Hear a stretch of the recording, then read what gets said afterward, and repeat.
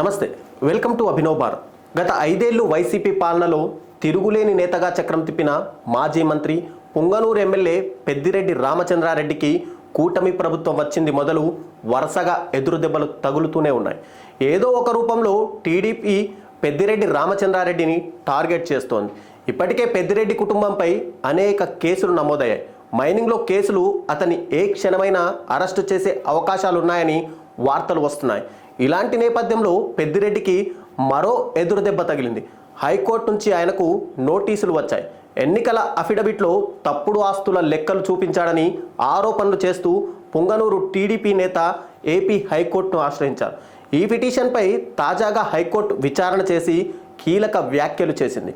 తప్పుడు ఆరోపణలు ఎదుర్కొంటున్న ఎమ్మెల్యేపై వేటు వేస్తే తప్పేంటి అని హైకోర్టు ప్రశ్నించింది. అంతేకాకుండా పుంగనూరులో పోటీ చేసిన అభ్యర్థులందరికీ నోటీసులు జారీ చేసిన హైకోర్టు కేసును వచ్చే నెల 9కి వాయిదా వేసింది.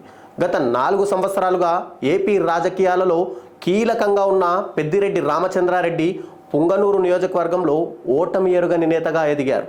గడిచిన ఎన్నికల్లో రాష్ట్ర వ్యాప్తంగా తెలుగుదేశం కూటమి హవా కనిపించినా పెద్దిరెడ్డి రామచంద్రారెడ్డి మాత్రం ఓటమి నుంచి తప్పించుకున్నారు.